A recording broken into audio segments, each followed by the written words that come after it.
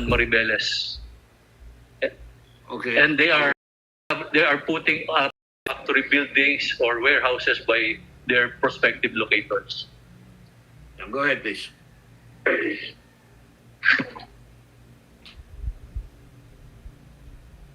Go ahead.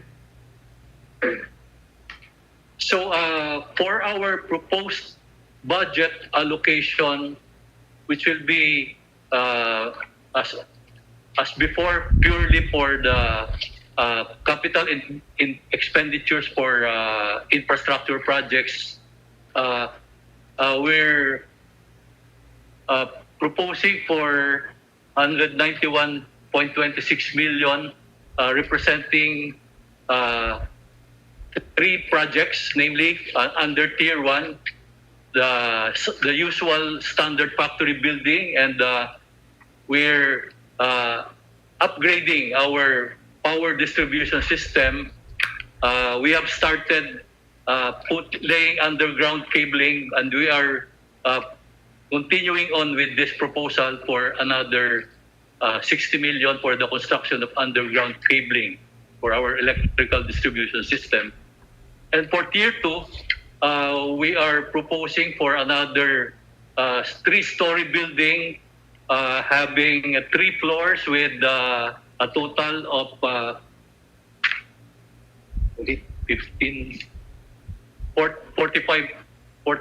45 rooms. They will be benefiting 288 workers, as we intend to have 6 workers per room for the dormitory, Mr. Chairman. Okay. Are you done? Okay. The rest will be just the details of the projects and our accomplishments for the previous years. If you would want us to proceed with those. No, yeah, we want to know what's going on. You are showing us a map that which ones are being built in those areas. Are you? Yeah. So this map shows. Ano ba yan? Pero mismo na. This map shows the proposed factory building, SFB, Standard Factory Building number 18. And these are the proposed underground cables situated in phase 1 of our industrial area. In other words, Administrator, you're saying that you're building standard factory buildings for a quick start, right? So that when the investor comes in, he can just select the number of square meters.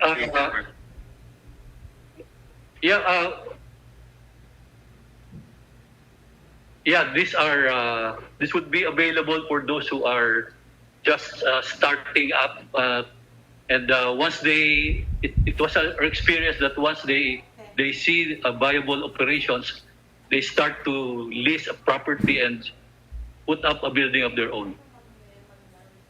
Mm-hmm. But the standard factory buildings are to provide space for those who are coming in so that they can have quick start, right? Yes, Mr. Chair, that's correct. I was saying that for the benefit of the Aurora APECO people, and I'm going to suggest that, like I said, you can get a locator that will provide power. And I find it novel that you are leasing space for a special economic zone, right? Yes, Mr. Chair. Well, I think Aurora should listen to you. Anyway, go ahead. Are you done?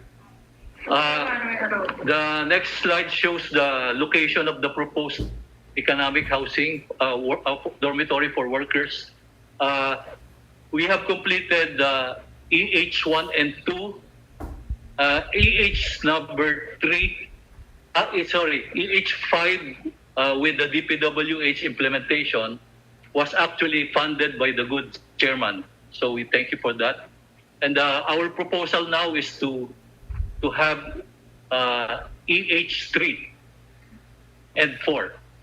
No, that was actually, Mr. Chair, EH4 is would be our additional request for possible congressional insertion, again with your support. Yeah. And anyway, that is one of the reasons why in the REACH bill we propose that investors bring in housing. Because like in APECO or even in Subic, we still need housing for our people. And anybody who builds an industrial park like this, like you're doing, I guess we have been talking for a long time with the Garcias, and you've taken it to heart that para mabilis talaga, we can provide housing for the employees. So bawas sa gastos sa pamasahe, bawas sa the morale is higher because they can have a take-home pay that is better.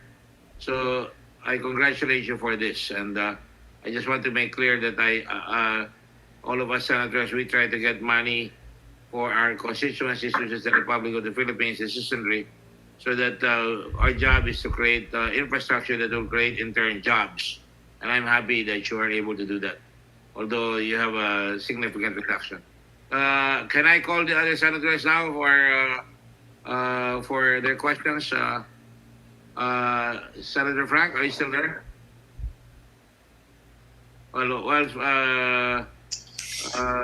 Frank is getting a liquidity break. Okay. Go ahead, Senator Amy. Yes, just quickly. What's the total contribution? Medyo nalito ako dun sa cumulative investment mo eh. What's the total contribution? Simple lang. Yung binigay ng gobyerno versus yung dividendo at tax collection sa inyo. Eh, medyo positive na ba o hindi? Positive. Positive since 2013, Ma'am Senator, Mr. Chair. Okay, so positive na kayo since 2013. Ilang taon? How long did it take para may measure lang tayo? We took over from the former Yes. Bataan Economic Zone under PESA in middle of 2010. Okay. So by 2013, we were already able to remit a 12.6 million dividend to the national government. That's minus the budgetary allocation for that year. No, ma'am. This is the net. Hindi, that's the problem eh. Hindi, minus the budgetary allocation. Actually, Mr. Chair, the budgetary allocation we get is only for the infrastructure projects. Well, we are Hindi, just liquidating. that's still considered investment. Infrastructure investment pa rin yun. Yes. So ano yung ROI ng gobyerno sa inyo? Kasi malaki yung investment, may kinikita kayong konti, pero ihahambing doon sa capital expenditure. Yeah, this is Okay ba tayo? we're showing, Mr. Chair, Your Honor, Madam Okay. Senator, the return on equity starting 2010, year to year. The first slide is from 2010 to 2015. So it shows the remittance to national government and That's the right. equity received from the national government. So it shows return of equity increasing from 1% in 2010 to 24% in 2015. And the next slide shows that our actual return on equity for 2020 is 65%. Okay, pero hindi pa tayo bayad sa equity. Ilang taon bago mabalik, ma-ROI na totoo? Anong projection ninyo? Kasi kung 65 ngayon, kailan mo 100%?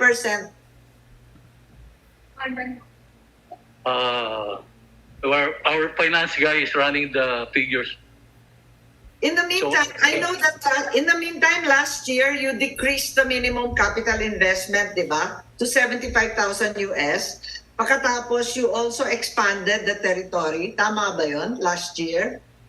Yung early 11,453? That's correct, Mr. Chair, Madam Senator. The law was approved signed by the President in August 30 last year. But what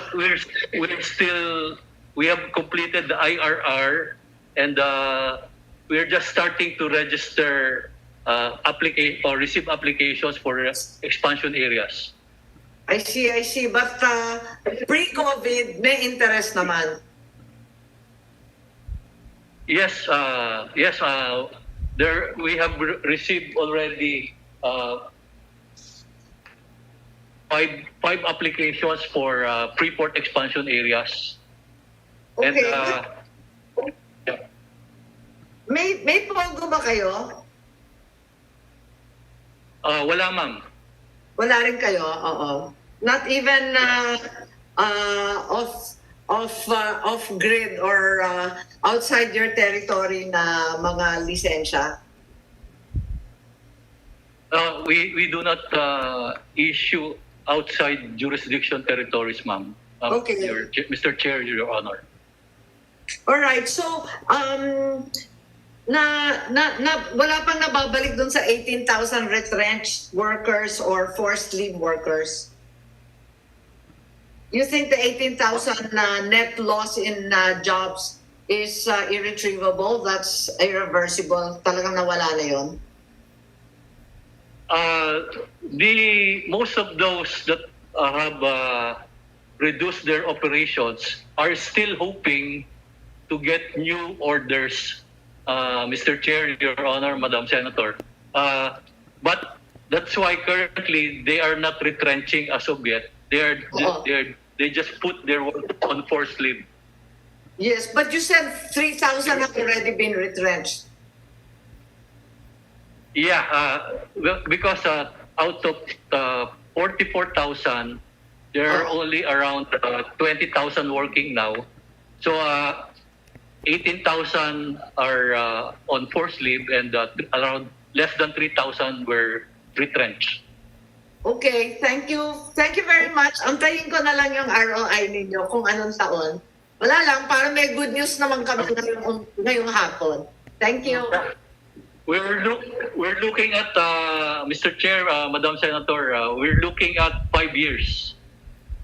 5 years for the 100% return on equity. 5 Alright. years, that would be what year? 2026, 2025, 2025. Okay, thank you very much. At least may direction tayo. Thank you. Thank you. May direksyon talaga yan. Perhaps Senator Marcos would care to see again yung total employment generated from 2010 to 2020, and then I will ask for the reduction. Can you show the slide on the 2010 since I sponsored this bill in 2009 and it is finally approved in 2009, and they started in 2010. You can even go back to the previous PESA. Do you have that? In 1972, it shut off like a house on fire. And now it went down and then it went up again. 2010, we had 12,777. 2011, 12,009. And then 2012. I'm just saying this because the arguments last night are apropos to this, no? Because we created it to a Freeport, the investment investment in infrastructure, the legal infrastructure of having a Freeport, that is, you can see it climb up to 42,000 by 2020. In fact, to 43,000 at its highest, no? As the administrators told us, it has gone down to 26,000 with 3,000 permanently retrenched, and about another 18 to 19,000 that have been obviously in the cooler for a while until people will start buying the export products of AFAB. Would that be correct, Administrator? That's correct, Mr. Chair.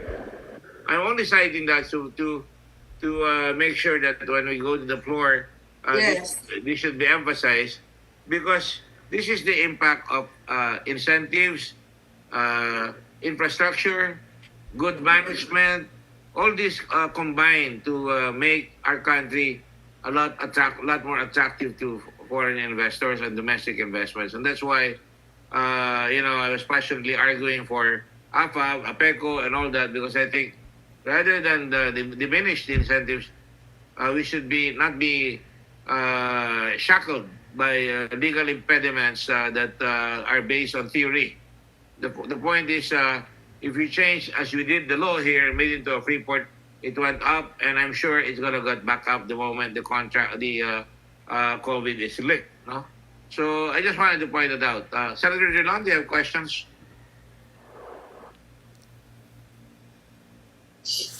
You have to unmute, Frank. Senator, you have to unmute. Yeah, go ahead. Yes. Can we go back to the previous slide on return of equity? Yeah. The Administrator, please return to return on equity. Yes, there.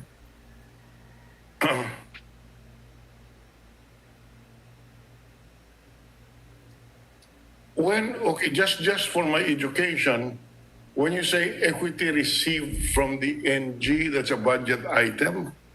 Is that how I understand it? Those are GAA, the budget. Yes. Under what item would that appear? Assistance to GOCCs? Under what? How is that described in the GAA, sir? Mr. Chair, Your Honor, Mr. Senator, it's assistance to GOCC. Assistance to GOCCs. And that's your operating expense? No, sir. These are purely for capital infrastructure. Okay. Now, would budgeted infrastructure programs be part of this? No. Yeah. Yes, Mr. Chair. Mm-hmm. It's purely It's all infra. infra. Purely infra. Okay. And when you say remittance to NG, these are profits? Sir, there are three components there. Our taxes we pay to the BIR, and then the dividend given 50% of the net profit, and also the 3% share from the 5% GIE. Okay. So that's the share of the taxes. What are the components again? The share of the taxes, the GIE, The Yeah. dividends. And then the profit. and then the Yeah. This slide shows the breakdown, Mr. Chair, Your Honor. Mm, Did you include there what you give the local government? It's there because 3%. 1% to local government, 1% to the province, 1% to national government. mm. There you go. But for purposes of reporting remittances to the government, you lump up the three. Is that correct? Or only the one to the NG? We lumped up the 3 for the 3%. Right. Mr. Chair, Your Honor. Yes.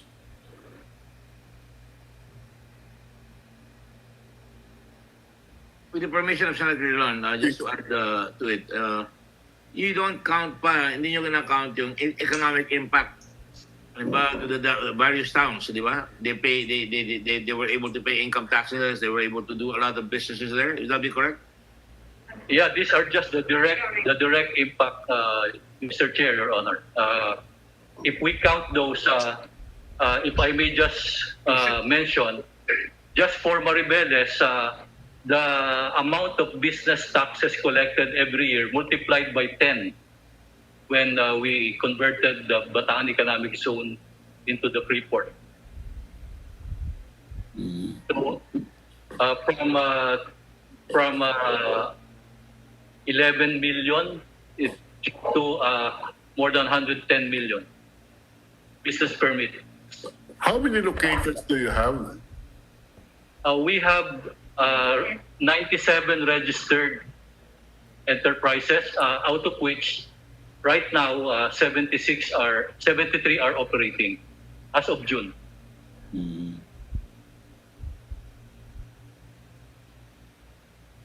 And how do you look at it as we go along for the year? Will the remaining 24 come back or not?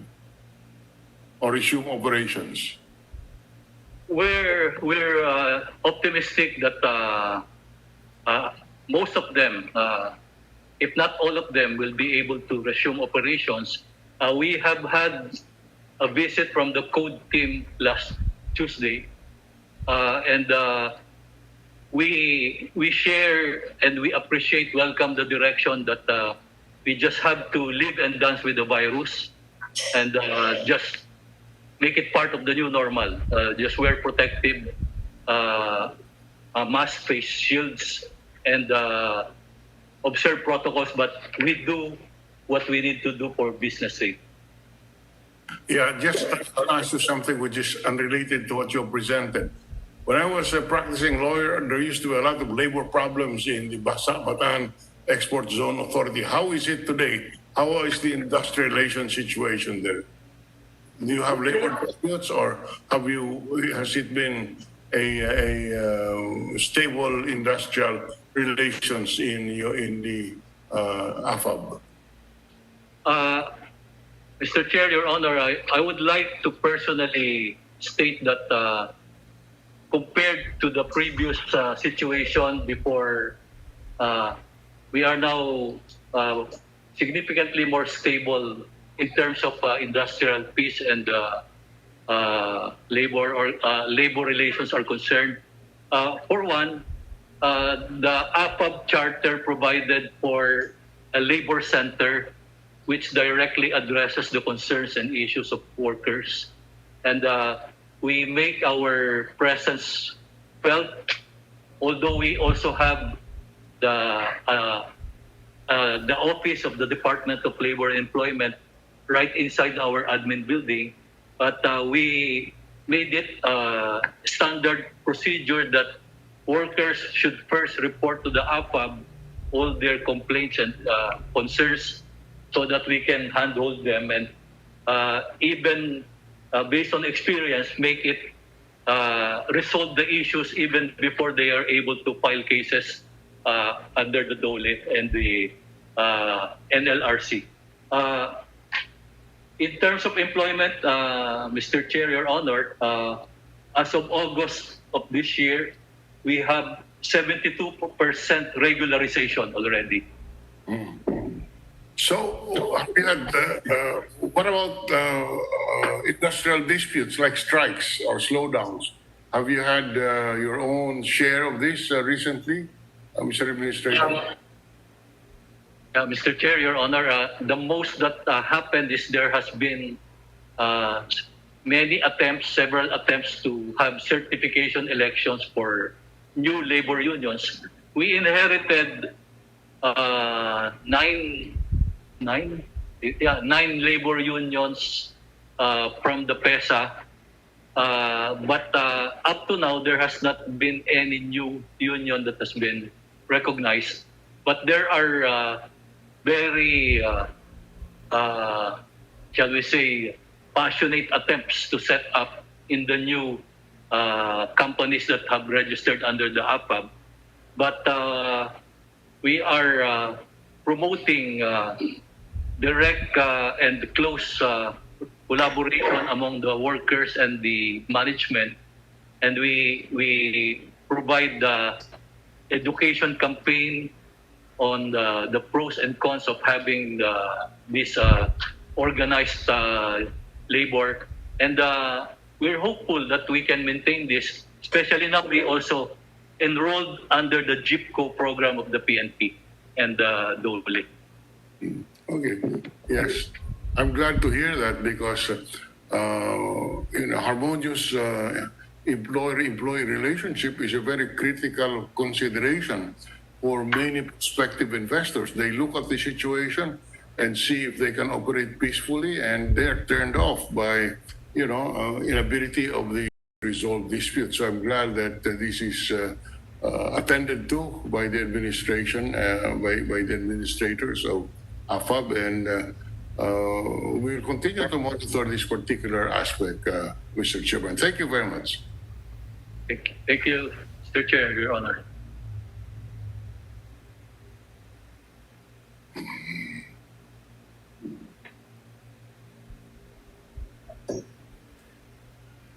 Yeah.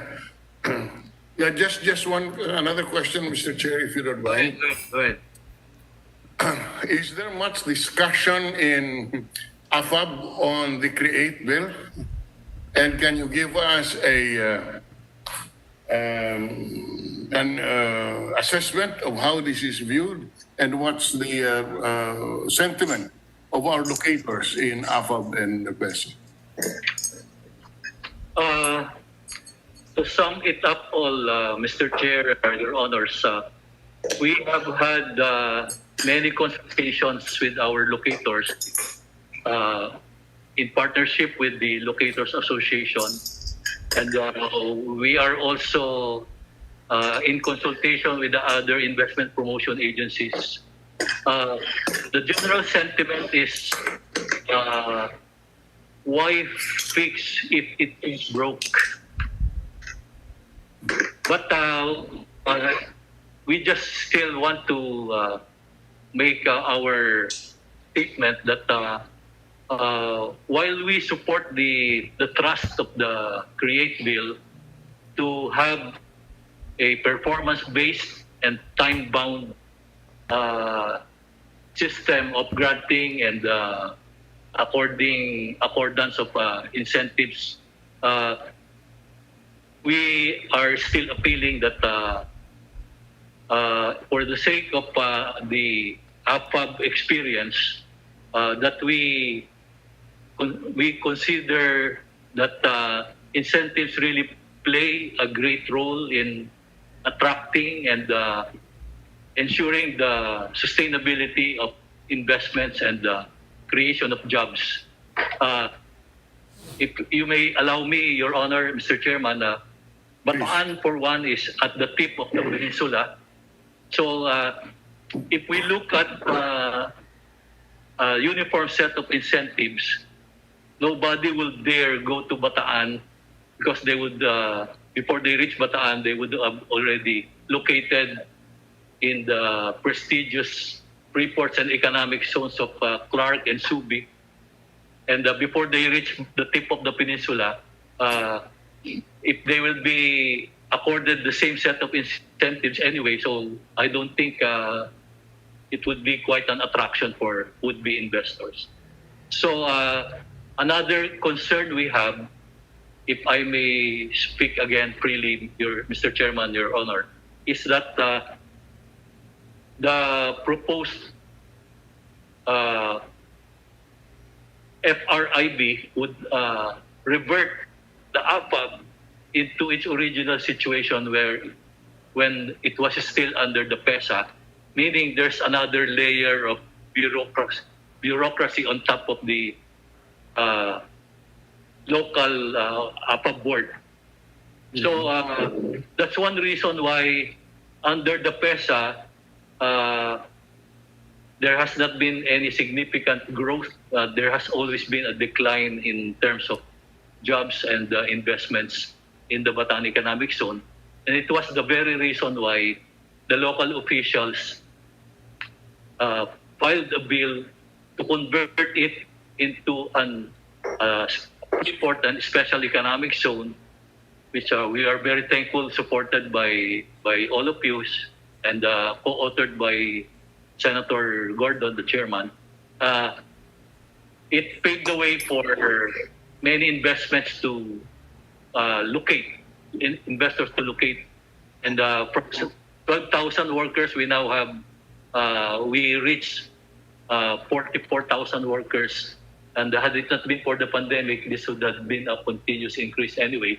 But honestly, we could have had brought in many more investors and created more jobs if there were no apprehensions regarding the impending revisions on the incentives regime.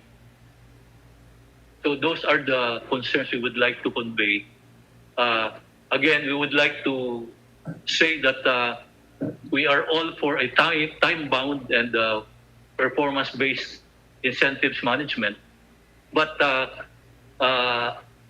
uniform incentives would be, I think, would be fair for everybody and equitable for everybody. If every zone or every Freeport has a complete set of infrastructure requirements, they have their own. All of them have access roads, railways, seaports, airports. But if some have those and the rest, like us, have less, it would be unfair if we will have the same set of incentives, Your Honor, Mr. Chair. Okay. Yes. Anything else? That's very educational. Those are good points that you've made of record. Well, thank you very much. Senator Gordon, yes. So we return the chair to you, to the floor, to the chair. Senator Gordon, should we move for the passage of the APAP bill and its endorsement to the Mother Committee? Just give me a couple of questions. Oh, okay, sorry. I thought you were signaling. Expand on what on the empirical experience and the empirical knowledge that we just gained and we've learned for the last so many years. I would imagine that now there is damage caused by COVID. You know, down to from 97, you lost 36 locators. Employment dropped from 42,000 to 26,000. And if we come out with this new proposal, we have an FIRB, and remember, madugo yan sa PESA, di ba? Nung ayaw ng PESA, inaaway ako ng PESA nung ginawa natin yung bill na yan. Pero we persisted and said, no, we'll give it a zone like Subic. And we, as you said earlier, zoomed up, no? So my point is, we have to have a continuity of policy. And it is my hope that when we sponsor this on the floor, we will cite your experience para ma-realize ng iba na that we cannot just change on whim and caprice or founded on wishes, but we are going to improve our situation. Now, do you have debts to pay sa National Treasury? Yeah, we do, Mr. Chair. We have the JICA loan we inherited from the PESA. Mm-hmm. And how much was that originally? 430 million. And now, and that accumulated interest pa? About 40 million accumulated interests, Mr. Chair. And now, you've been able to pay it or is it paid? We have paid 150 million, 100 million in 2016, and 50 million in 2017. Mm-hmm. But the board, during the discussion on the planning year-end for 2017, planning for 2018, the board decided to seek guidance from OGCC and write to the Bureau of Treasury to appeal for the waiver of the penalties on the amounts that had outstanding balances. And we are also suggesting if they can consider offsetting against the outstanding receivables. Because based on the charter that you co-authored, Mr. Chair, we are to receive 500 million a year for the first 5 years. That's a total of 2.5 billion. But as we speak, we only receive a little over 1 billion. You're lucky. You're lucky you received something. So, 941 million, Mr. Chair. wait, almost a billion. Yes. So we're proposing if we can just offset against that equity. Well, you'll have to do it smartly. Because even with the tourism bills that we made, TIESA, they have not been upfront in providing the necessary support so that we could get more. It seems that we make laws, but the national government sometimes have a tendency not to implement them, and that's useless. That makes us very, very helpless, and the people down the bottom rung are always affected. Instead of generating more jobs, we go into other problems such as payment of debts. But then that's part of life.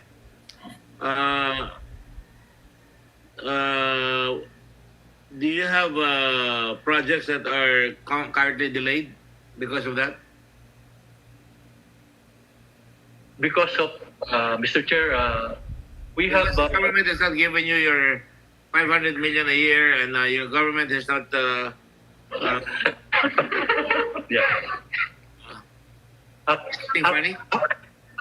Yeah, actually, you have mentioned that the impact on the community is that because of the exponential growth rate of the jobs created, there has been a very dire need for housing. So that's why we're zooming in, focusing on the housing dormitory projects. In fact, I mentioned earlier, Mr. Chair, that if you will be allowing us to make a wish, we're asking for another congressional insertion for another dormitory, similar to the one that you provided last year.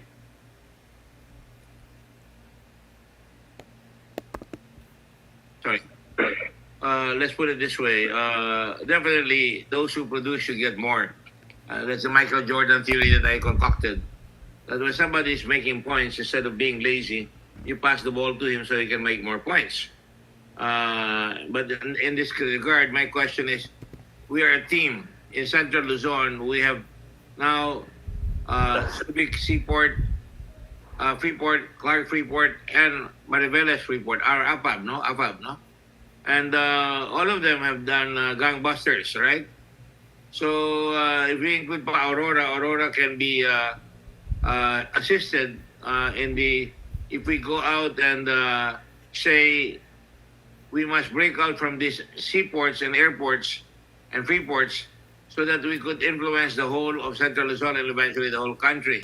There are many, many land areas that are still undeveloped, and if we put together our efforts using the maximization of infrastructure, including the highway, the railroad, the soon to be developed, and the Freeport regimes in this area, you can imagine that. What do you say to that? It's actually the rich bill that I'm trying to tell you. Do you think that is better than what is today? That instead of just focusing locally, that you can expand faster? It's just like the Freeport of Hong Kong, founded in 1842. Then they went to Kowloon, and then they went to the new territories. And then Shenzhen copied them, and Shenzhen has been the most successful special economic zone in the whole world. Do you think that this is a better idea rather than the Lord, there's a theory, the Lord give it, the Lord take it. This particular case, wala nang binigay ang national government, inayos na natin mga locals, pagkatapos babawasan pa tayo at papahirapan pa tayong makakuha ng investments dahil binabawasan pa yung incentives na bibigyan natin. Do you agree with that? It's a leading question. Yeah, I definitely agree, Mr. Chair. In fact, you have good judgment and good taste. in fact, we commend your proposal to have the Central Luzon corridor and create the reach.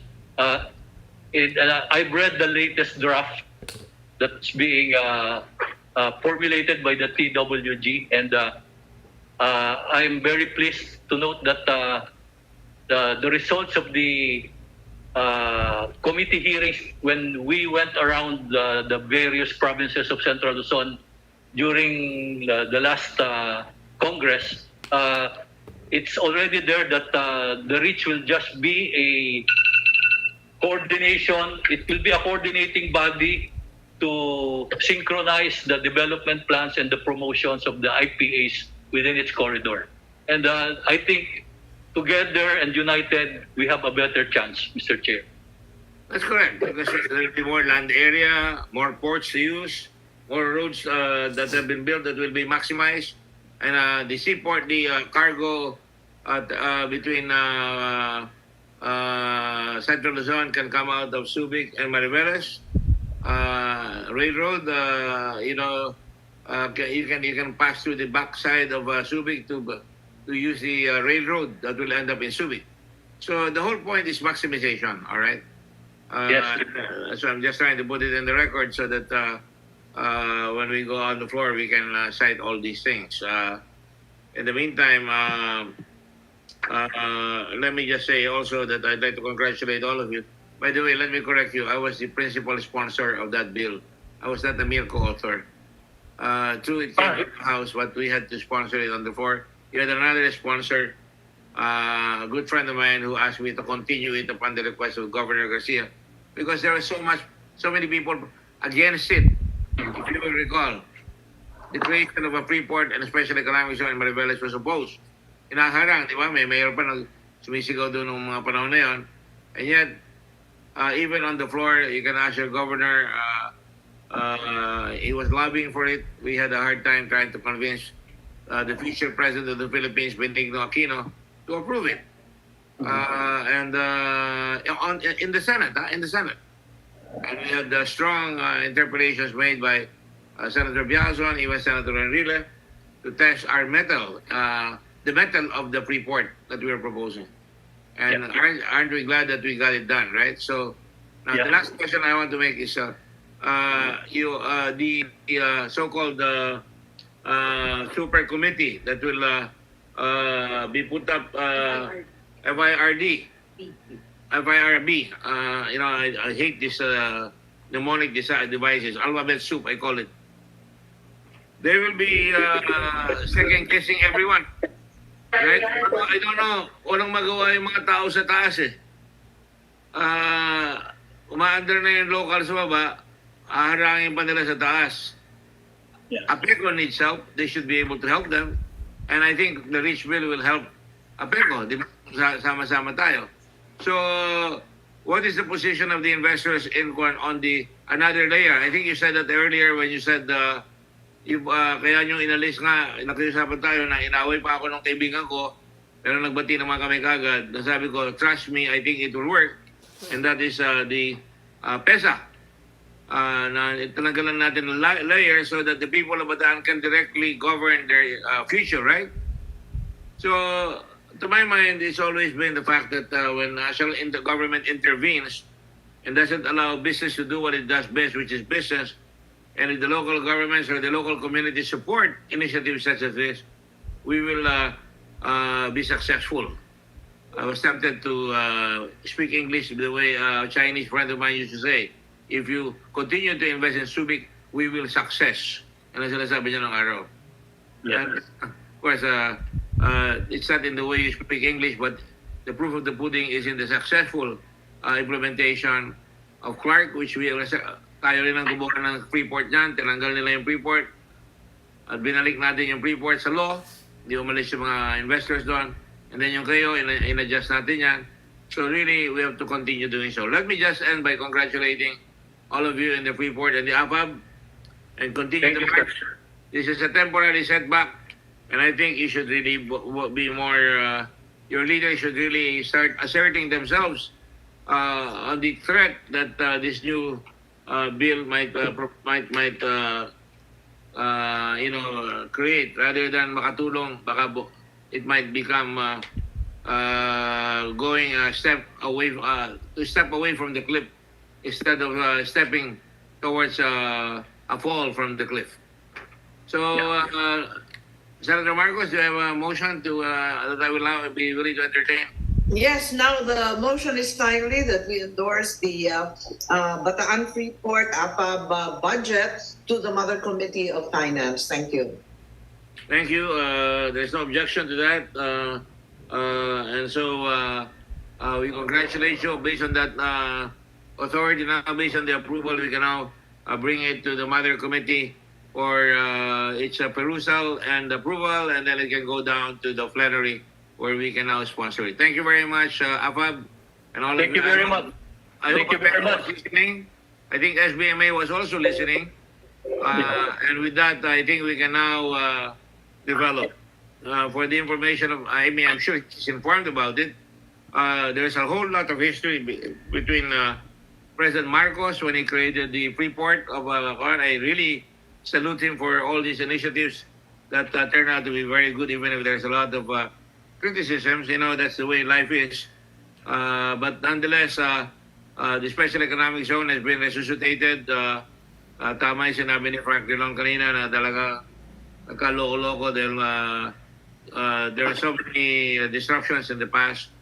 And now, it's a tribute to all those who envisioned it, that all these things are working now together. We shall now go to SBMA. Pag wala na tayong trabaho, SBMA na tayo. Sa bahay muna ako.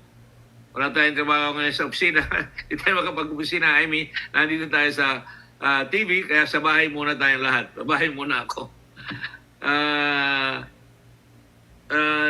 Chairman Esmay, are you there already? You were there, no? Please introduce the people who are going to be answering questions here and then proceed to your budget. Go ahead, please. Yes, sir. Good afternoon, everyone. Senator Gordon, Senator Drilon, and Senator Jaime Marcos, thank you very much for the opportunity. Present in our boardroom right now are three of my senior deputy administrators for support services, for Seaport, and for business and investment. To go straight to the point, my dear senators.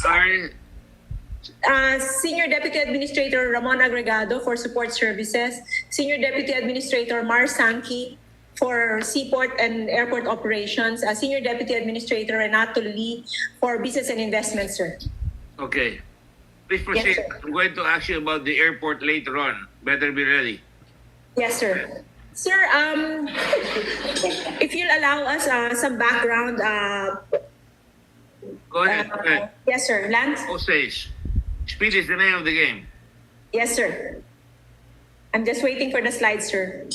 So, sir, just very quickly, a quick background. As you know, we are the first free port in the country, as which you've spearheaded in 1991 with the passage of RA 7227. And go ahead. Go ahead. So right now, sir, our total is we actually have 1,691 locators with a total cumulative investment of 10.79 billion total in foreign and domestic investments. As of June 30, 2020, we have 138,110 workforce. Sir, this is already because when the bases were here, we only had 30,000 employees working in the U.S. bases. So you can imagine we are now 108,000 more than when the bases were here. We had 45,000 employees then, and half of them were contractual practically. But the regular employment at that time was about 28,000. But go ahead. Yes, sir. So, but then due to COVID, sir, we also lost a little bit some of those employees. The numbers that you saw were as of June. We've lost around 2,738 employees or employment numbers because of COVID, either through a retrenchment or shortening of hours. And one of the difficulties, sir, especially when the maritime industry closed, a lot of our raw materials that are supposed to come from other countries, particularly China, even if there was a demand for the products of our manufacturer here, some of those raw materials were not able to come in. That's why some of our manufacturers were forced to put some employees on forced leave while waiting for those raw materials. Okay, let me just intervene for a while. if I may, are you making an adjustment there because China is going to be less and less, ravenous about our exports?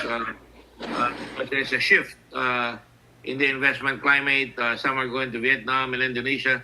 That's why the need for the region to at least be able to go because we have complete facilities. And now with the Bulacan Airport coming up in about 5 years or 10 years, or probably less than that, Clark, Subic, and Manila airports, the Clarks, the seaports at Subic, Mariveles, and Manila, we should be able to make the adjustment, right? Yes, sir. Rich would be perfect because now this is an area for expansion for all us Freeports. Because as you already know, we have been in place for the last 28 years. There's not a lot of room to grow in terms of land. So Rich is really very important because it connects us and it will make the usefulness for our seaport and the maximization of the use of our seaport and our airport. But May I intervene again, just for the benefit of our colleagues here from the Senate? The airport has been out of commission since we left, especially when FedEx left, right? I was there when FedEx arrived. I got them in, but when they left, I was there also. Tears in my eyes because that was a very, very strong turning point. I thought it was going to herald the new Philippines. But they left for China. The reality was China would be the investment manufacturing hub. This is what Central Luzon was once upon a time the rice granary of the Philippines, and I think Iloilo has already overtaken us even in agriculture. So same as rice. I'm not too sure about that. But anyway, my point is, with all the infrastructure that you have, is the airport operating now? Sir, right now we're only operating visually. Right now we're operating visually.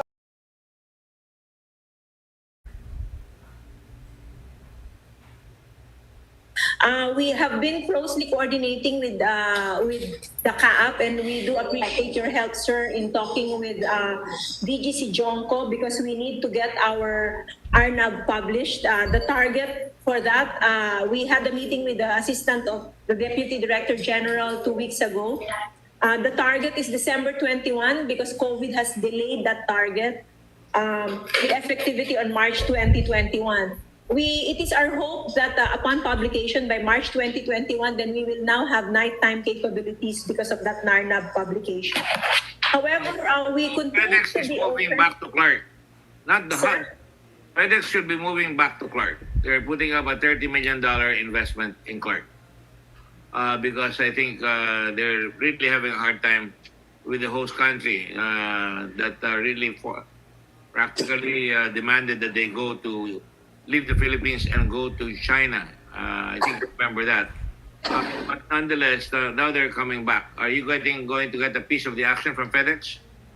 We are trying to get some action, not just from FedEx, sir, but also from other cargo companies. We are been trying to aggressively ask them to come over and look.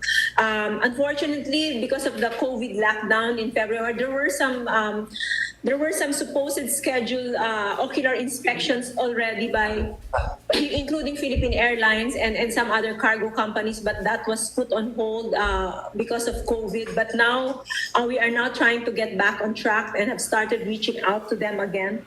Sir, our airport is operational and being utilized as a general aviation for the general aviation industry. Even during the pandemic, in fact, some of the investors are complaining because they've been promising us that they will open it. The national government has been promising us that they will open it. And I don't know why they're taking their sweet time, especially now that we're on lockdown. I don't think we should use COVID as an excuse because we can actually work. We're working here. Yes, sir. In spite of COVID. So that is a sacrilege to our country. We're a country pretending to be rich, like somebody said a while ago, way back. And we're still poor because of the lack of speed. You will recall you were my EA before when I coined the name, speed is the name of the game, when we got FedEx, but we're so slow. So the enemy of the Freeport, right? Enemy of free trade, bad bureaucracy. corruption, and other things. So, if we get it approved by December, and hopefully we should try and that's why we need LIDAC. We had LIDAC here. They should be lobbying for the approval of all this for the Freeport. What about the train? Is the train going to? Is the train being done? That's a short hop from Clark to Subic, and that's for cargo, right? I'm building up something here. I hope my fellow senators will pardon me because I want to be able to continue the conversation with this. You're going to have a train. When is that supposed to start? Again, a lot of promises were made to us. Sir, the program of the Subic Clark Railway is actually a cargo railway. It's a program of the Basis Conversion Development Authority. Even until now, there has been a lot. What's ongoing right now are a lot of discussions because until now, sir, hindi pa na-finalize yung pag-layout ng railway itself because they are having problems on the slopes. Because there's a certain slope that can only be grade. Yes, I'm sorry.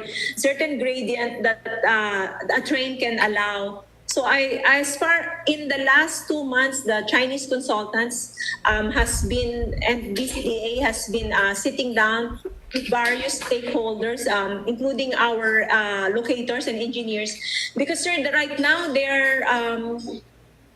their proposed end station is near the airport. It's actually one of the concerns that I've raised personally with Vince Dizon, because with their proposal right now, they're effectively killing the airport if that continues. And Vince have committed to reconsider and to relook, because even the container terminal operator, SBITC, is not very happy that the end station will be near their site, and they are the primary customer. So that's really the concern, sir, right now. The primary customer of the cargo railway will have to be consulted on how the railway will end. Because right now... Maybe we ought to have a meeting under the Government Corporations Committee to invite the Transportation Committee, the Transportation Secretary, and the air authorities here, because you put up that airport, if you will recall, very, very quickly, and it was very fast, no? We rebuilt the airport in 29 weeks, and we got cargo operations right there. We had other airlines coming into our country at that time. The reason I'm laying the predicate, what I'm laying the predicate for, the train, the airport, the seaport, is because even if there is COVID now, we have logistics capability. If they're not getting the airport done, don't you think you should be preparing for building warehouses there so that prior logistics can be prepositioned in that area? And for the benefit of the committee, later on, I would like to show what they did in Hong Kong, and I saw that in 2000 when I was still in Subic, in 1995, 1996, when Hutchison showed me their cargo center, which is about 700,000 square meters. And with your permission, I'd like to show it to the committee so that you can comment on that. In the meantime, we have all those igloos from the Naval Magazine that you can utilize for logistics. That's something that I've always wanted to do. And apparently we have not been there. Are you focusing on that? Sir, you right can have now... companies put their products there so that by the time the airport is built, they will just order through Subic, take it out from the logistics hub, and send it. You don't have to import, export all the time, but you can now put those logistics in the igloos or in areas so that we can now instantly deliver cargo, not in big bulk, but in little parts, so that FedEx will want to come into Subic again. Those bunkers over at Naval Magazine are in fact being utilized precisely for those purposes. We have a little bit more vacant that we are trying to sell to prospective investors. There is also a lot of need for warehouse spaces. We are now considering some proposals for for the marshalling yard. But I would like to emphasize that that's why it is important that the rest of Central Luzon be able to catch up, because we will have an airport ready, we have a seaport ready, and we have a lot of interest coming in, both for Bataan and Zambales and Clark and Subic. But there's really also a need for a lot of land that we hope that the Rich Bill can also address. Relevant, sir, to your earlier question on the Create Bill. On the Create Bill, sir, I would like to echo the sentiments of Chairman Emmy of Bataan. It is kind of difficult for us because earlier, sir, you asked a question in how do we propose to go actively campaign, especially with COVID and people or manufacturers leaving China. While, as you know, we have the passion and we have that strategy, it's a little bit hard for us to start talking about it just now because of the Create Bill, where we are changing the rules in the middle of the game. When they came in here during your term and the successive administration's term, to their mind, they're supposed to enjoy and the benefits infinitely. And now suddenly you're changing the rules in the middle of the game, as you have pointed out. Other Asian countries, our other Asian neighbors, are in fact improving even their incentives. So we are. Excuse me, Chairman. Okay, sir. I can still see the administrator of Bataan there. We call ourselves a Freeport, but we in truth we have not really maximized the virtue of a separate customs territory. We can now put all the logistics and not just manufacturing, because we are all acting as a special economic zone. But the beauty of the Freeport is the ability to move cargo, import, export to any place in the world, just as Frederick said before. And if we had got an HIT, we could have that if we make it all the way up to Central Luzon, right? All that land will be available and the factories will come in. And the final objective is to make it a financial center as well, right? All of our areas that we call the Freeport, because you would have a lot more jobs for the lawyers, for the accountants, for many people, because once you have the financial center. Now, I will now ask you another question. This will be my last, and I will ask you questions later after Senator Didon comes in. I was just laying the predicate for these things. We lost again. We lost Hanjin. And if you will recall, Hanjin had a special arrangement like Texas Instruments on power. Is that correct? During the administration of President Arroyo, when we were inviting Hanjin to come, they were given power subsidies at 5.2 billion pesos, sir. And it was well worded at that time because Hanjin went up to about 30,000 employees at one time. Would that be correct? Or Yes, actually, sir, 33,000 between 2015 to 2017, sir. and then all of a sudden, the vicissitudes of overexpansion. I don't know if it's overexpansion or some problems in management in that company force it to leave. They have a multi-billion dollar investment, and then they have left. You will recall, we gave an awful lot of support there because we built the platform. Before Hanjin came, we built the oil platform in Malampaya, and now Malampaya is also closing. And we built it, we got the contract in one day, right? Speed again was the name of the game with Shell. And once they finished, we gave it to Hanjin. The original vision was to move the city of Olongapo across the bay, and so that the expansion of the Freeport to Central Luzon can happen. But nonetheless, what are we going to do with Hanjin now? Right now, a holding company called Cerberus is currently negotiating with the banks, with the debtor banks, with the creditor banks. And the business plan that was proposed or submitted by Cerberus to the receiver court, and they have now started reaching out to us, is that it's going to be a mixed-use facility. They will be subleasing those properties to various shipbuilding, ship repair-related businesses, including the Philippine Navy, sir. So when do you see that happening?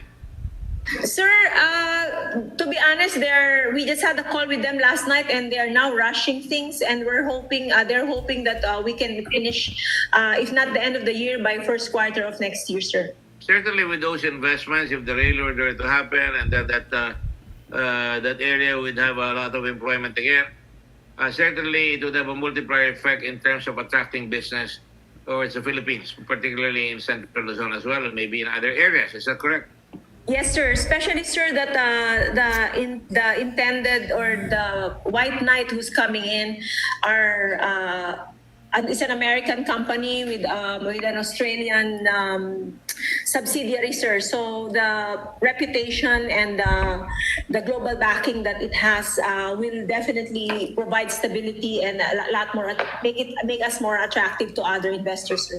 Now going back to my previous one, I finally caught the Hong Kong International Terminals Limited, which was built way back in the 1980s, and you can see all these trucks coming from China, and all these containers coming from the seaport. The seaport of Hong Kong used to be the top, along with Singapore. Now it's number 5 or number 6. Would you be aware of that? In terms of movement of containers, right? Now it's a contest between Shanghai and Singapore.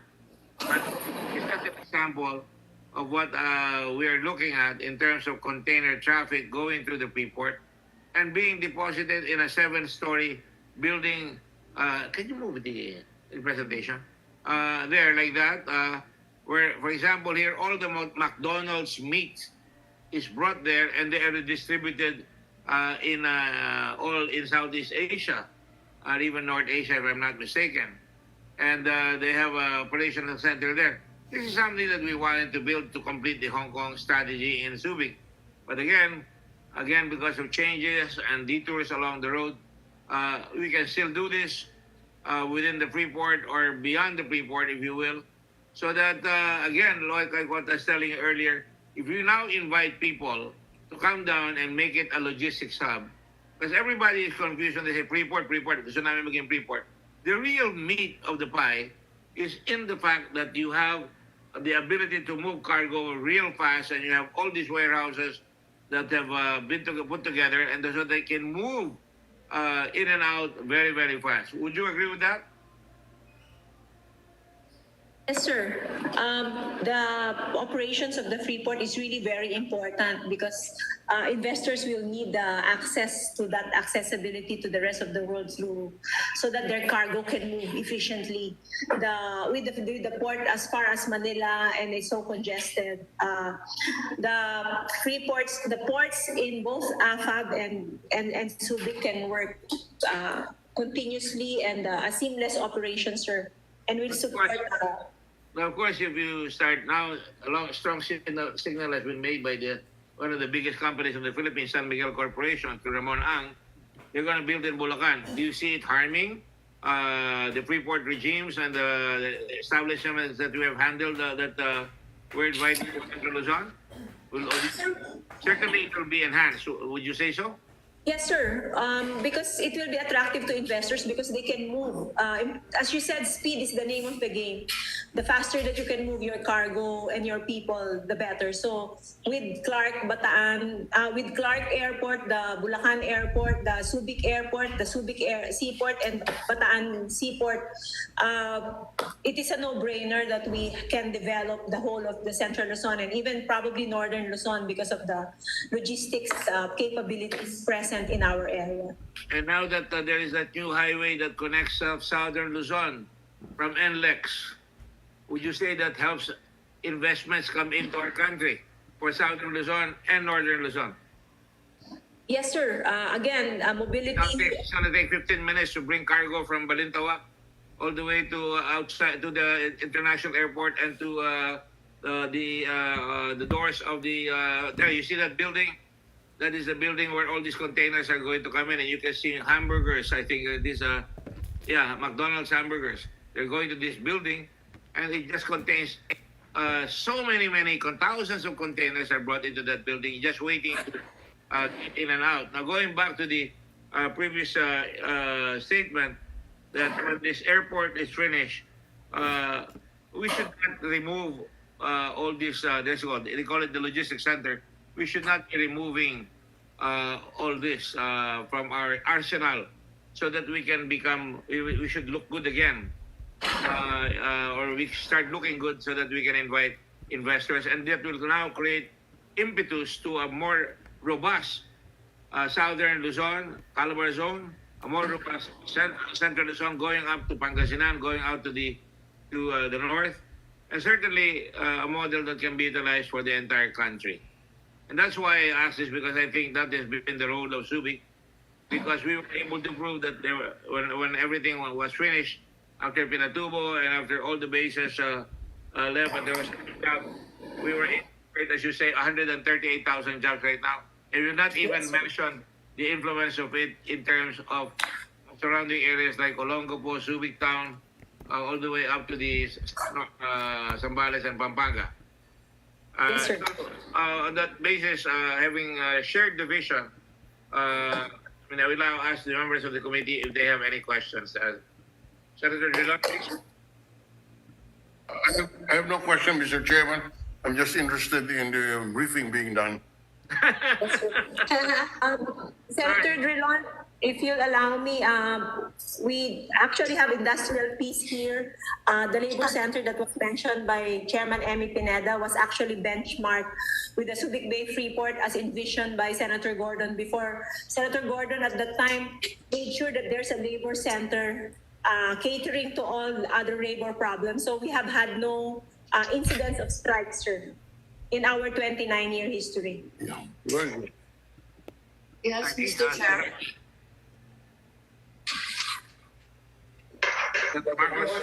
Yes, Mr. Chair. Yeah, I just saw in the newspaper, I think a few days ago, the news that 2 workers were killed after a portion of a bridge under construction collapsed on the Subic Freeport Expressway. Ano nangyari? Sir, ma'am, yan pong Subic Freeport Expressway is being widened. It's actually owned and operated by the North Luzon Expressway Company, NLEX. So sila po yung nagpapa-widen nung highway. Nagkataon naman po na kasamaang palad, there was a steel, yung parang pong, the girders.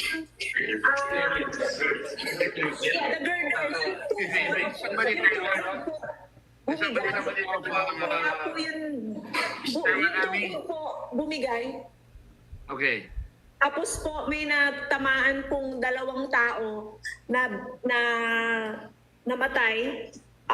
One we can hardly recognize because of the weight of the beam, and then another also passed away. One from Zambales and one from Cagayan de Oro.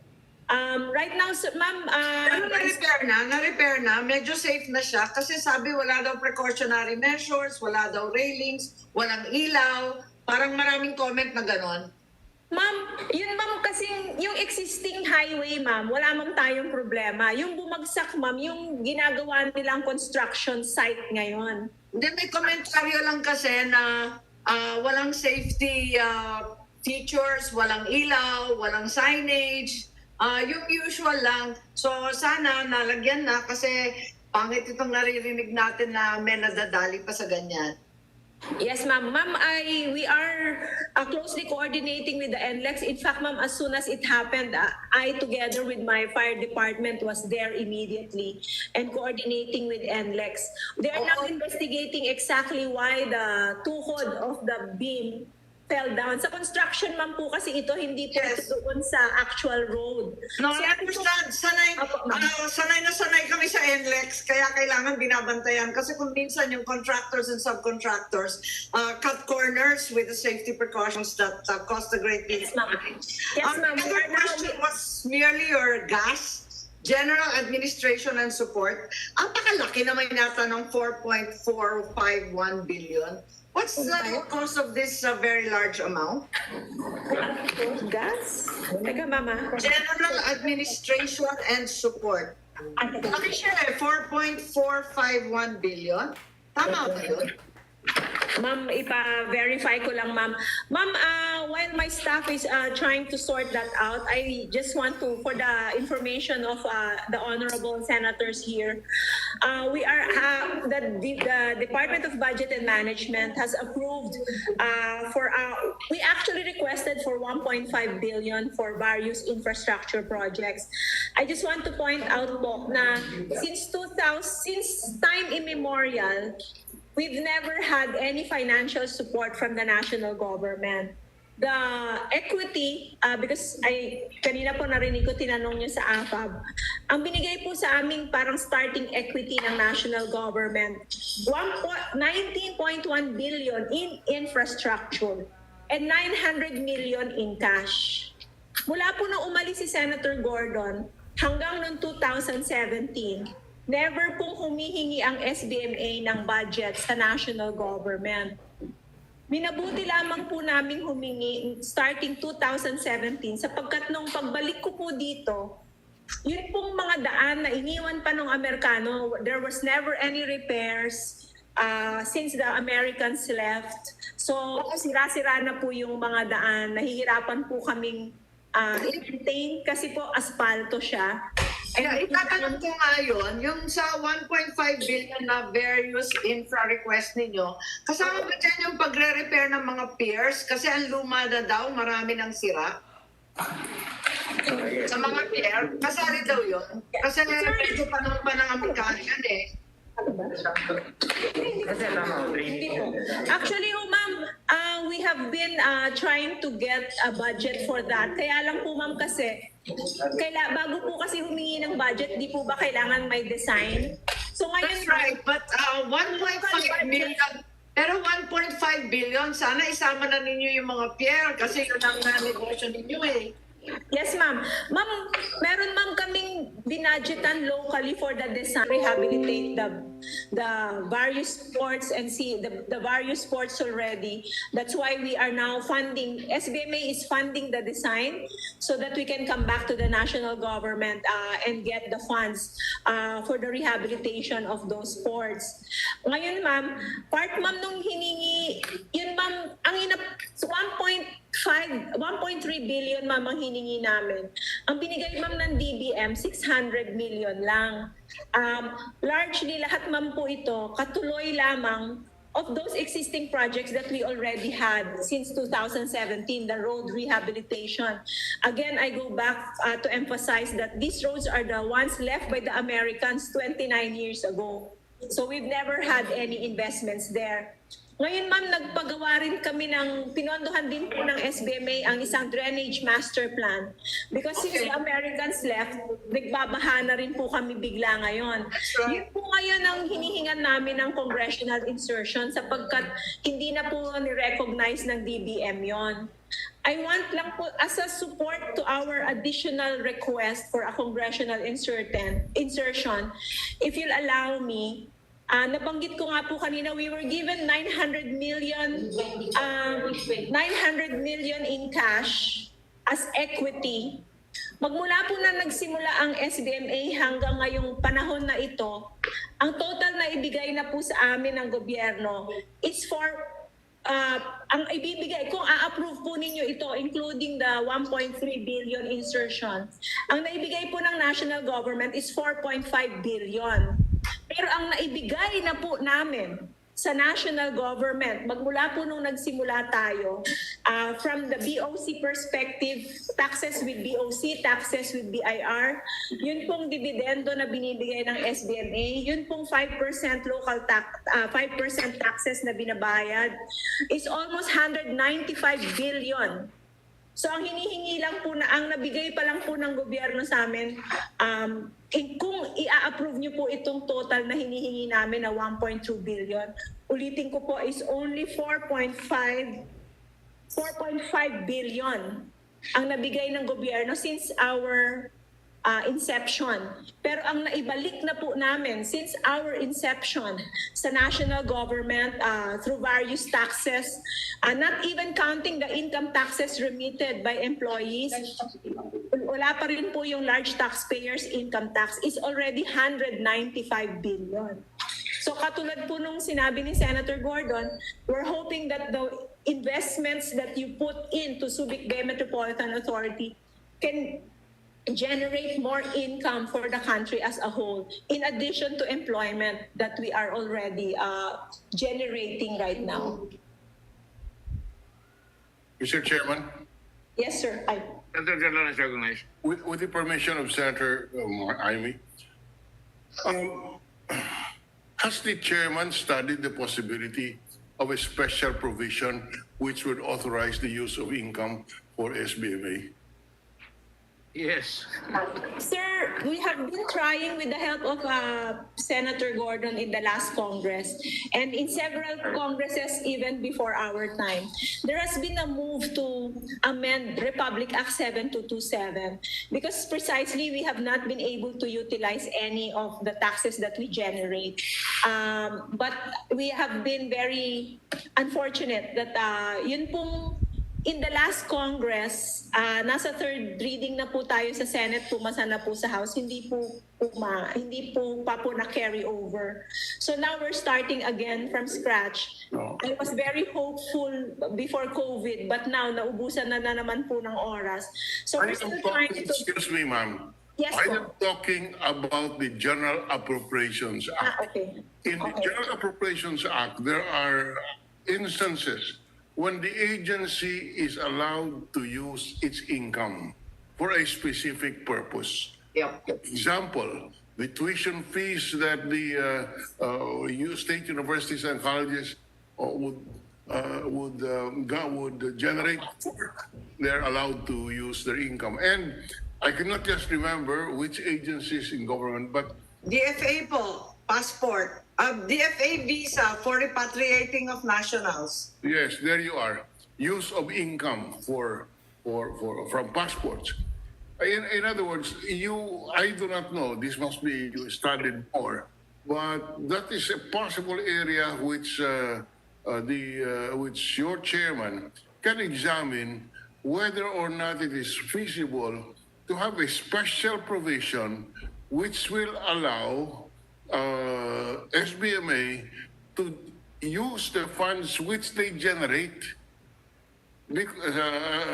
rather than have a special going through the amendment of your charter. I am just putting an idea on the record. Obviously, this is subject to closer examination, whether or not that's feasible, but this is one source of funds that you can tap since it will be coming from your own income. In other words, instead of going to the treasury and then appropriated in the budget, the special provision would allow SBA to utilize income they generate to not the entire thing, but to a certain extent. Yes. I am just putting that idea on the record for the examination, consideration of your chairman. Yes, Vice Chair, I think that's an inspired suggestion.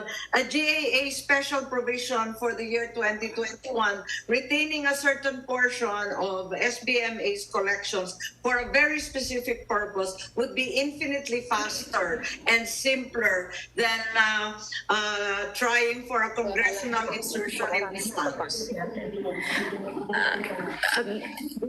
Senator Dulon, Senator Marcos, and Senator Gordon, we very much appreciate this input. I will immediately give instructions to my legal department to work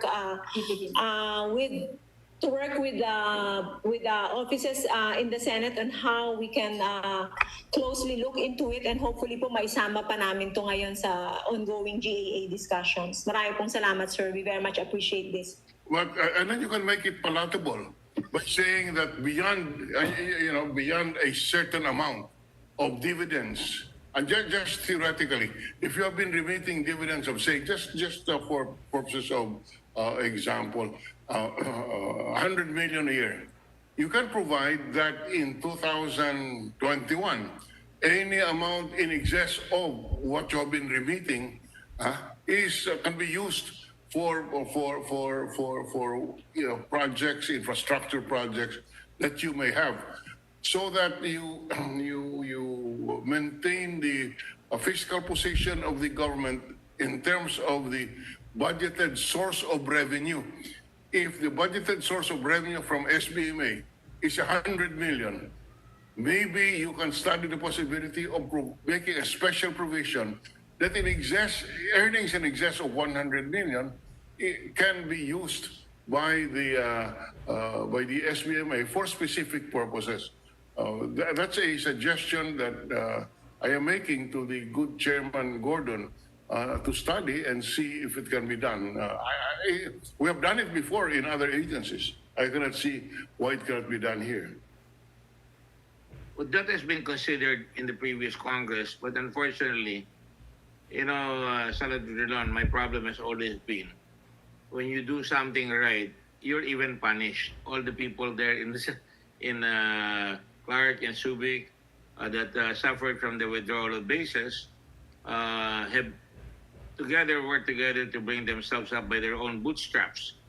Unfortunately, whenever we proceed with that, the national government is always taking part of the money. But we're not going to be negative about that, and we accept the suggestion very, very well, and we shall valiantly try to rush that.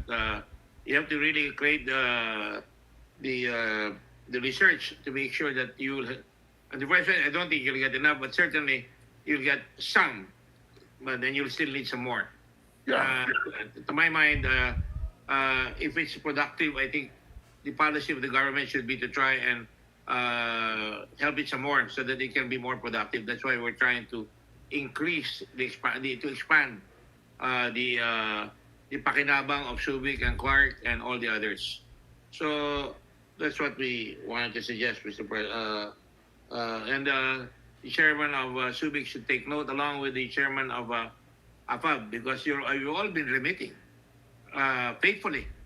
There's never been a time where we have not remitted, diba? Where you have not remitted. Right, Chairperson Ami? Yes, sir. Last year, sir, we remitted 1.23 billion, sir. There you go. Sir, the slide is And going back to what you were saying earlier, if you look at the map of Subic, I think there is a map somewhere running around where you can show what you're going to build. For example, when you go to NSD, I remember we gave money to that, right? Yes, sir. Ano sa NSD na semento na ba yung pinagdaanan kasi dinadaan Yes, sir. ng bigat na truck na hindi dumadaan ng panahon ng Amerikano at nadurog-durog yung mga semento ron, right? Or yung asfalto doon. Nagawa na ba yun? Yes, sir. It's actually an ongoing program. Part po yan nung sinubmit namin po sa inyo. Right now, sir, the NSD Phase 3, the monies that you have given us is already up to 78%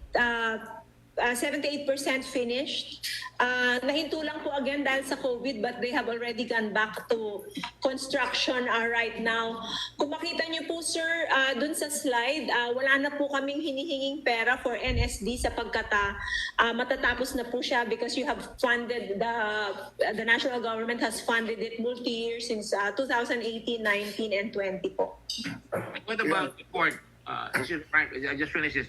What about the port? Yung bang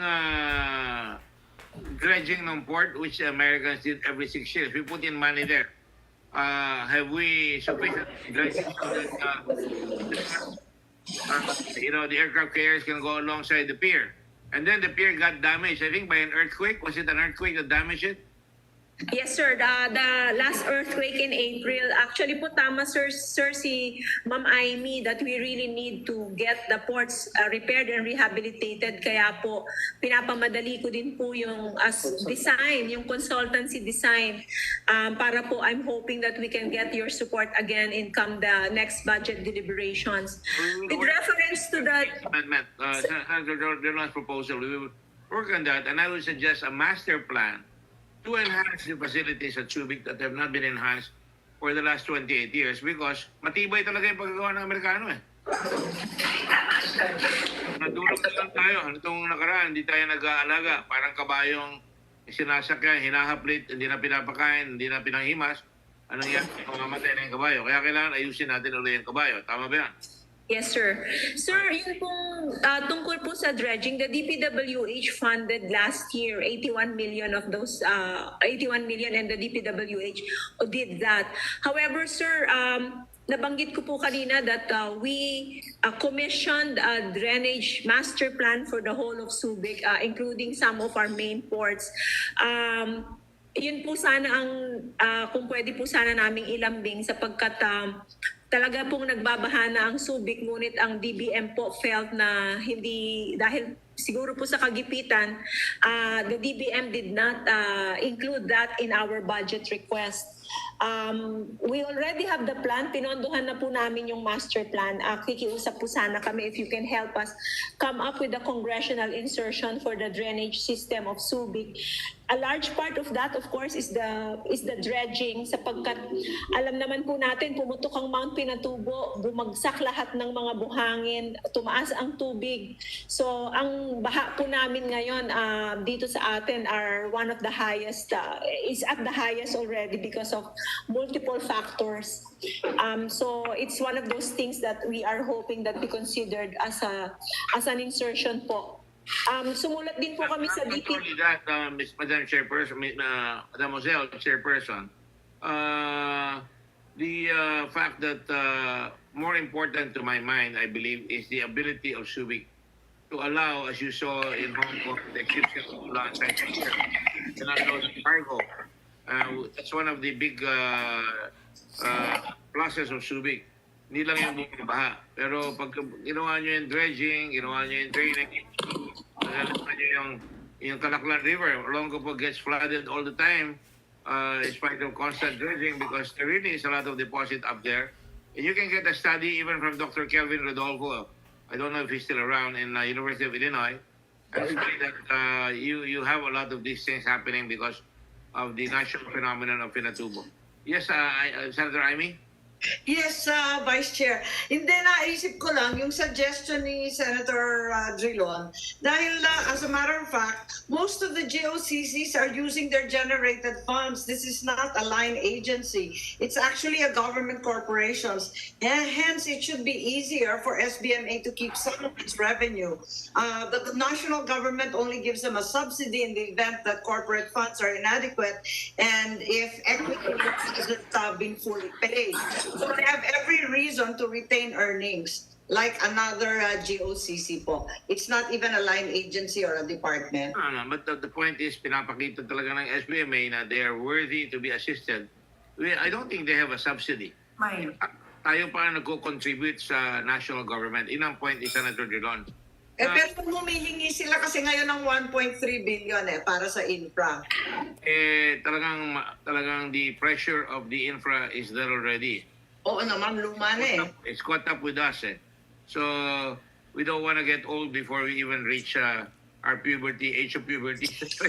To make sure that we have to enhance and modernize is the correct word, or fortify if you will, the excellent facilities that we have there. So the points are very well taken, Senator Marcos and Senator John. Senator John, you have another point?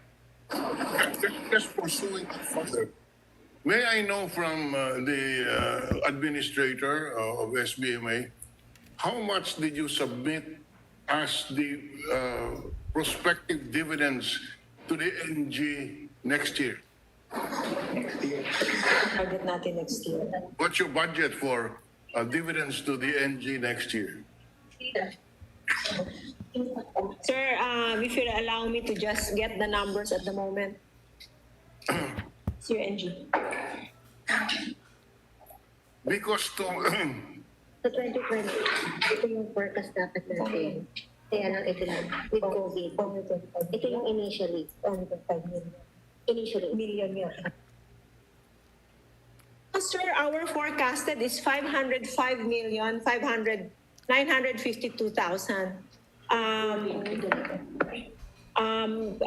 Because of what has been happening, we had to refocus, or we had to recompute because of what has happened. As I have pointed out, this year's dividend is 1.3 billion, but our forecast for next year is only 505 million. okay, stop there. what I am suggesting is that whatever in excess, let's say, of 505 billion, which is your commitment for dividends, you should be allowed to use that. So that also that's an incentive for the agency to work harder so that you'll have more net profit. Because you really need this infrastructure budget. And I tell you, congressional insertion is easily done. But you are subject to for later release, and you'll just get frustrated because sometimes it doesn't get released at all. That's why I am suggesting to the chairman and to our vice chairman of the committee to consider that. You're saying under the, you have submitted a proposed dividend of 505 million. Two things you can do. You can say a special provision in excess of 505. You can appropriate it for specific infra project. Or you can reduce, you can say, X% of the dividend will be used by the SBMA for its infrastructure project. That's why I'm saying I am just talking out of experience, and you can consider studying that in order to find out if that can be a source of income. Thank you very much, sir. The other comment that I have is dredging. I do not know if this dredging, is there a river that you dredge, or is this? Sir, we are connected to Calaclan River in Olongapo City. But part of the dredging projects, as pointed out by Senator Gordon, is the ports themselves. Yun kung sinabi din ni Ma'am Aimee kanina. Kasi po, before, military carriers can park in our ports. But since they've already been, because of all the fallout, ngayon ho, sir, is heavily silted already. Hindi na po kaya, yung depth po niya, hindi na po kaya. So yun po yung isa sa pino-point out ni Senator Gordon kanina na for dredging. So we're talking about two kinds of dredging. One is for the port so that we can accommodate the ships. The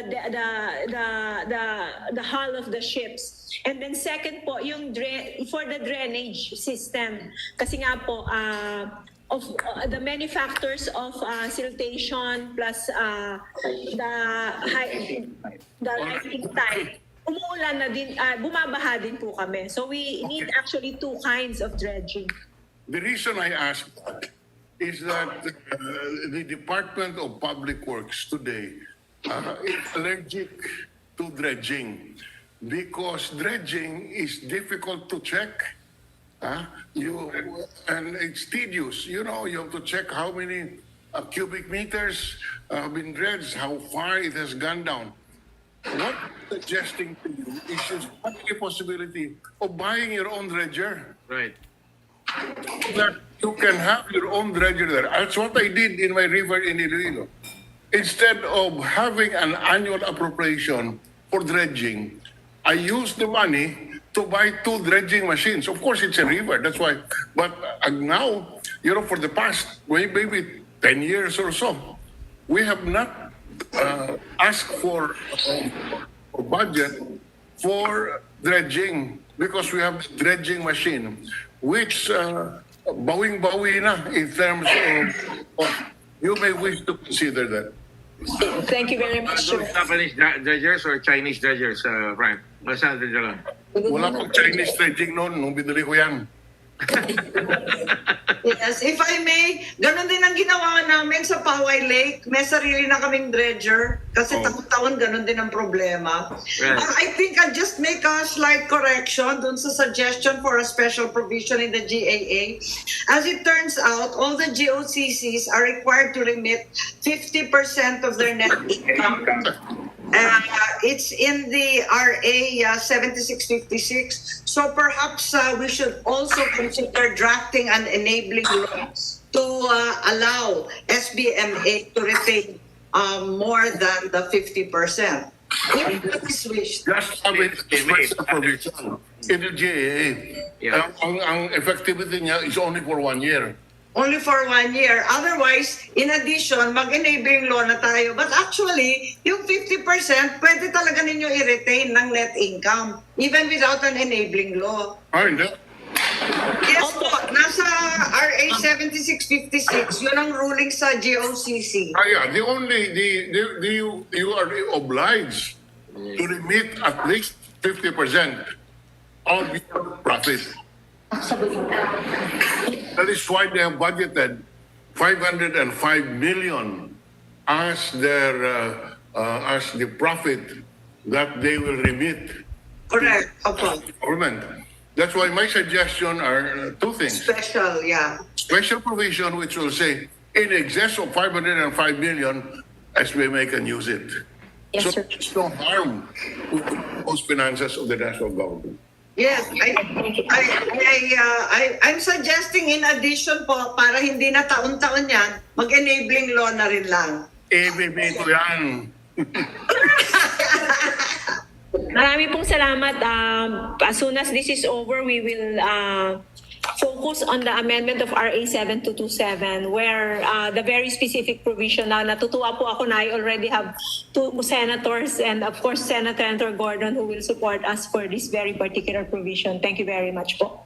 Actually, I'd like to ask my good friend Frank in this matter. No, I know that you wrote the bill on the government corporations. No, you know what is wrong ba? Kasi sa tingin ko, we really feel hurt. The government is not really given Subic much in terms of support, in terms of money. I mean, volunteers made that Subic happen. We work on the investments. Pero in reality, in terms of big appropriations, we never really quite got the support that we need. And now, we're catching again ourselves. So, to my mind, I think we should really become more, on the principle of closer is better because you can also check them out. We should not handcuff initiative by AFAB or by any productive enterprise such as Subic or Clark or everywhere. Now, and then adding to the comments of the senator from Iloilo, I mean, I have been a big fan of that dredging of Iloilo. But here, ang problema, Senator Drilon, is that we have that river which has been silted. The ocean has been silted. There is ocean surging or rising. And then, yung lupa ng pinatubo, pumapasok doon sa ilog. Maghuhukay ka doon sa labas. Kaya tama yung suggestion. Nung araw pa natin pinag-uusapan yan. Ngayon, you make it a point to buy your own dredger. And put that in your... pwede nyo pang ihabol yan. Ihabol natin kung kailangan ihabol. But let's do that as soon as possible because you need to start dredging. Otherwise, as you say, hindi nagpa-flood ng panahon ng Amerikano. Ngayon, nagpa-flood. Talagang it shows how sometimes we have been remiss. But they're extenuating. There is serious circumstances such as the enormous amount of ash as well as the climate change that is affecting the chemistry of the needed appropriations. Thank you. Having said that, do you still have any questions, Senator Amy? No, thank you very much. And yun nga lang yung general administration and support. Saka na lang ibigay whenever you have it. And in the meantime, if we have no more questions, I move for the approval of the SBMA budget here at the subcommittee and its endorsement to the Mother Committee on Finance. Any second? Ma'am, sorry po. Just so I can answer the question of Senator Amy already. Yun pong 4.9 billion, this is actually internally generated. Hindi po namin ito hinihingi sa national government or any agency for that matter. This is our own internally generated money that Alam ko na internally generated, pero kasi naitanong din ng COA dati. Anyway, there's a motion duly seconded to submit the proposed budget of SBMA subject to certain revisions such as the suggestions of Senator Drilon and Senator Marcos and all the other things that we should put in to be able to enhance and with the direction to the SBMA authorities and to Mariveles, the Special Economic Zone and Freeport of AFAB, that they start looking into the suggestions made so that we could in fact accelerate our growth in Central Luzon. There has been no objection, so now we are now going to submit this to the chairman of the committee, and after which we can now present it to the plenary. Chair will now entertain any motion to adjourn. Yes, we move to adjourn the meeting of the subcommittee on finance. On the matters of Subic. On the matters of LEDAC, APECO, AFAP, and SBMA. Thank you. Second, no objection. The same is hereby approved. Thank you very much. Maraming salamat po.